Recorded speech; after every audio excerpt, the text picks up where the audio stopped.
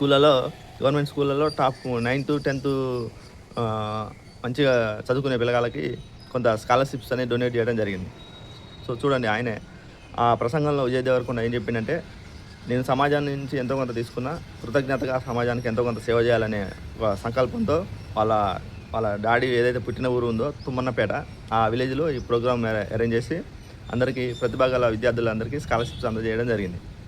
నెలకి ₹1,00,000 సంపాదించేవాడికి డబ్బు బాధే, 30,000 సంపాదించేవాడికి ఆర్థిక సమస్యలే.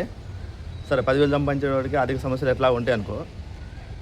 ఎంత సంపాదించినా కూడా మనిషికి డబ్బు మీద వ్యామోహం, అంటే ఆ డబ్బులు సరిపోవట్లే అంటారు ఎవరు చూసినా. డబ్బు డబ్బు డబ్బు అంటే ఇంకా ఇంకా కావాలి ఇంకా కావాలి అనే ఒక మూడ్‌లోనే ఉంటున్నారు. ఓకేనా. హాయ్ హలో ఫ్రెండ్స్, అందరికీ నమస్తే. విషయం ఏంటంటే, అసలు ఏంటి ఈ డబ్బు సమస్య ఏంటనేది బాగా అసలు అర్థం కావట్లే.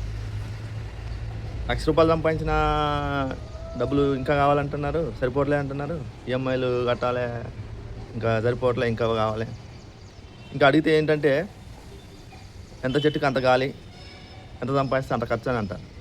కానీ దానికి ఒక సొల్యూషన్ అనేది ఏంటనేది కరెక్ట్‌గా తెలియట్లే ఎవరికి. చాలామందికి, కొంతమందికి తెలుసు, కొంతమందికి తెలియట్లేదు. కానీ ఎంత సంపాదించినా కూడా మళ్ళీ ఏమైనా కొద్దిగా మనం సమాజం నుంచే ఎంతో కొంత సంపాదించుకున్నాం, కానీ ఆ సమాజానికి ఎంతో కొంత ఇద్దాం, సమాజానికి ఎంతో కొంత సేవ చేద్దాం అనే ఆలోచన మాత్రం ఉండట్లే ఎక్కువ సంపాదించిన వాళ్ళకి. సరే కొద్ది గొప్ప సంపాదించిన వాళ్ళకి సరే వాళ్ళ ఖర్చులు వెళ్ళట్లే, వాళ్ళ కుటుంబాలను పోషించుకోవడం భారం అయిపోతుంది, ఓకే. కానీ సంపాదించుకున్న వాళ్ళకి ఆలోచన ఉండాలిగా. ఎగ్జాంపుల్ రతన్ టాటా చూడండి, కరోనా టైంలో ఎంత బాగా దేశానికి సేవ చేసిండు. అవసరమైతే నా 1500 కోట్లు 15,000 కోట్లు నేను నా దేశానికి ఇస్తా అని ఓపెన్గా చెప్పిండు. నా దేశానికి అవసరమైతే నా 15,000 కోట్లు మొత్తం రాసిస్తా అని చెప్పి.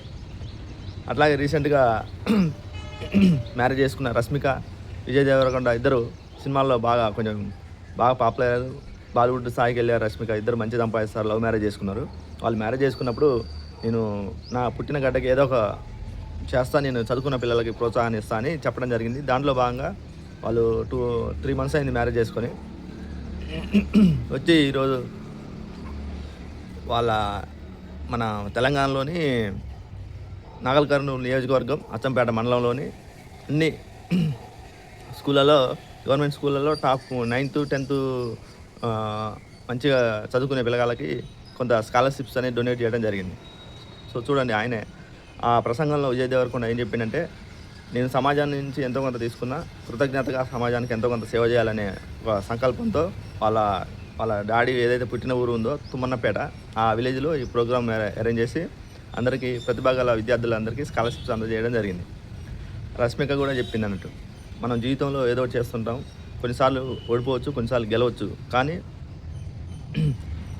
ప్రతిసారి గెలిచినా ఓడినా పాఠాలు నేర్చుకోవడం అనేది కంపల్సరీగా ఉంటుంది. నేర్చుకోండి. టీచర్లు చెప్పే లెసన్స్ మంచిగా అయినండి చెప్పడం జరిగింది. ఓకేనా. ఎంత బాగా చేశారు కదా, నిజంగా వాళ్ళు గ్రేట్ అన్నట్టు. ఇంకా చాలామంది హీరోలు ఉన్నారు, కానీ సరిగ్గా చేయరు. ఎప్పటికీ సంపాదించుకోవటం. చాలామంది బిజినెస్ మ్యాన్లు ఉన్నారు కరెక్ట్.